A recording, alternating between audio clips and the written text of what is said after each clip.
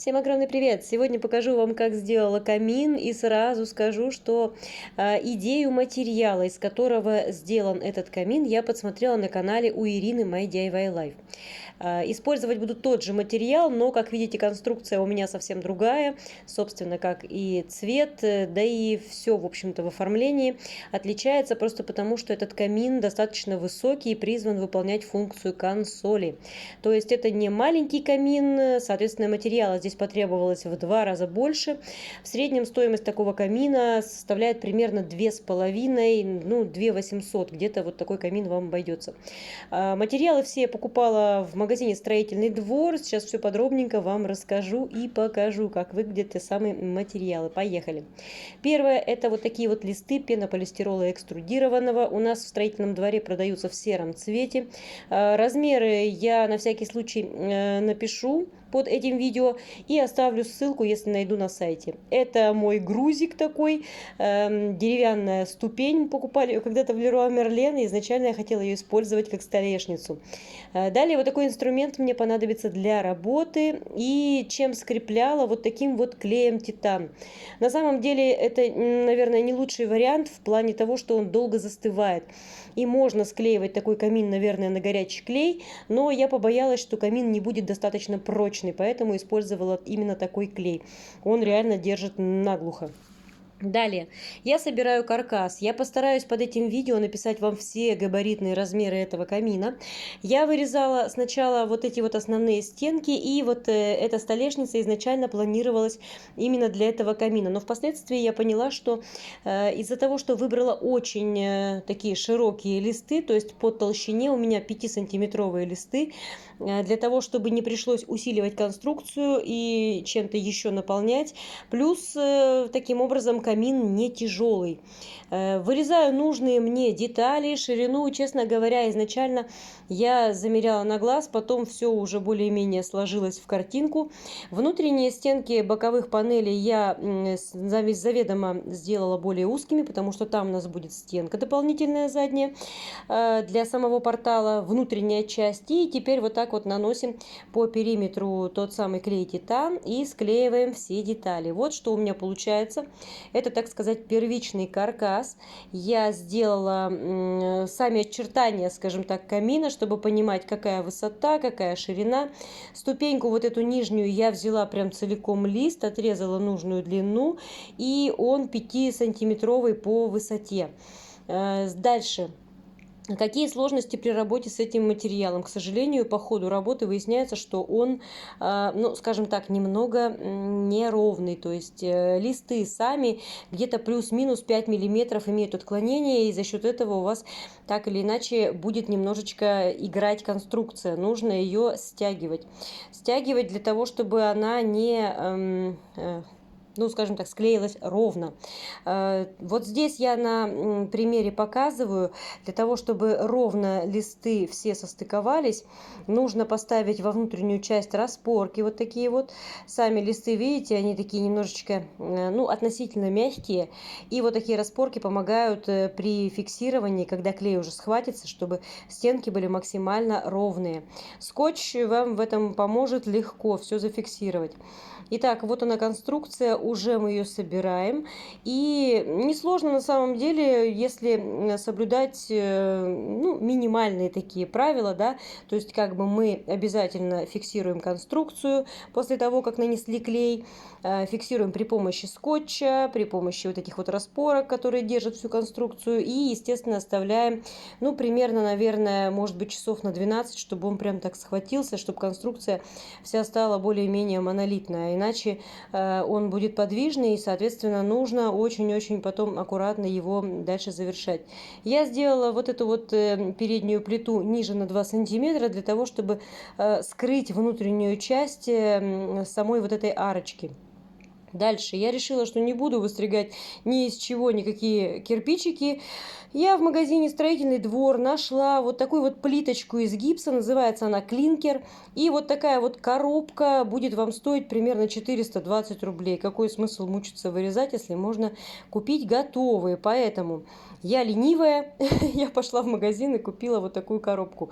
На портал у меня ушло, ну, скажем, не вся коробка, но где-то, наверное, третья часть осталась этой коробки. То есть, как бы, в принципе, она рассчитана на квадрат размером метр на 50. То есть у меня портал меньше, соответственно, у меня осталась эта плиточка. Нарезается она легко при помощи обычного резака и отламываете. Надрез делаете и отламываете. Все замечательно. Она не мягкая, конечно, но ломается, как примерно, знаете, напоминает мел. Если вы когда-то крошили мел, вот это что-то такое примерно. Вот. Далее я просто при помощи линейки выкладываю вот таким образом все эти кирпичики. Тем самым я сразу закрываю все ненужные мне щели внутренние между вот этими вот пазами, которые образовались при стыке всех боковых панелей этой внутренней части. Там были, к сожалению, зазоры такие, знаете, довольно большие, но вот кирпичик все скрыл. Дальше мы взяли ламинат, остатки ламината, который вот здесь лежит на полу, и я решила, что он идеально сюда подойдет. Две доски муж отпилил нужную мне длину, и, собственно, мы их положили в качестве столешницы. И вот уже почти готова конструкция. Добавляем сюда плинтус потолочный. Вообще это самый дешевый вариант. По-моему, стоит он рублей 48. В магазине тоже «Строительный двор». Он из пенопласта, или как они вроде бы так называются. И все. Мне просто нравится такая форма, максимально простая, без всяких, как это называется, зигзагов. Вот. И все. Дальше у нас плиточки внутри уже все подсохли, все хорошо. И боковые швы, чтобы не было видно стыка плитки и вот этих вот стенок, я просто закрыла маленьким тоже плинтусом потолочным. Все. В общем-то, вся и конструкция практически готова. Заднюю стенку вы можете посмотреть. Там тоже лист пенополистирола для того, чтобы ничего никуда не заваливалось и чтобы конструкция плотно держала свою форму. Собственно, за счет этого камин остается легким, потому что ничем я его не утяжеляла. Вся конструкция выполнена исключительно из листов пенополистирола. Главное здесь, наверное, это то, что они максимально плотные такие, да, то есть 5-сантиметровые по толщине. И вот уже готовая конструкция. Сейчас нам нужно будет его зашпаклевать, покрасить, и, собственно, все. Уже в этом видео мне на самом деле нравится. Единственное, что, конечно, есть над чем еще поработать. Итак, шпаклевать я буду на 3 слоя. Первый слой тоненький, где я закрываю все неровности стыков. Второй слой дорабатываю, скажем так, первый вариант. И третий, это уже такой вот декоративный, показала только что, как наношу. Далее мы просто шкурим очень-очень мелкой шкурочкой, 113 у меня, по-моему, зерно. И все максимально аккуратно снимаем верхний слой. Только самые такие большие неровности, которые остались при шпаклевании. Дальше мы уже будем наносить на эту фактуру краску. Важно здесь оставить именно вот эту фактуру, которую мы с вами пытались сделать. Так это все выглядит. Покрываю я грунтом. Грунт у меня художественный, акриловый. Называется «Соната». Сейчас покажу вам поближе баночку. Почему взяла его? Потому что ехать за другим неохота. Этот как бы был у меня дома. Цена его очень невысокая, и мне на камин хватило половину вот такой вот маленькой баночки для того, чтобы полностью загрунтовать поверхность. У меня в белом цвете такая вот баночка маленькая будет вам стоить что-то порядка 190 рублей, по-моему, сейчас она. Ее же я буду использовать для того, чтобы в дальнейшем окрашивать. Я просто колерую ее при помощи вот таких вот пигментов. Как это? Ну, краска, по сути, акриловая тоже. Значит, я взяла 3 цвета: черный, коричневый, коричневый это умбра жженая, и серый, но по итогу коричневый я меньше всего использовала в таком виде, я больше его в чистом виде добавляла. И все, далее хаотично вот так вот кисточкой слоями наносила, методом сухой кисти, конечно же. Ну, где-то посильнее делала нажим для того, чтобы слой был поплотнее. поплотнее. Вот смотрите, та фактура, которую мы создавали при помощи шпатлевки, вот она таким образом проявляется, когда наносите краску. Прямо видно вот эту вот неровность ошпаклеванной поверхности.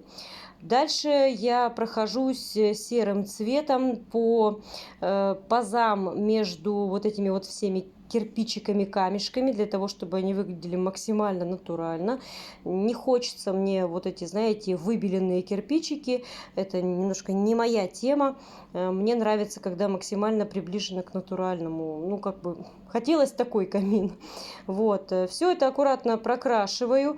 Сами по себе кирпичики полностью я не покрывала ничем, потому что они такого, знаете, молочного цвета, красивого, и сами по себе выглядят очень симпатично. И вот что у меня по итогу получилось.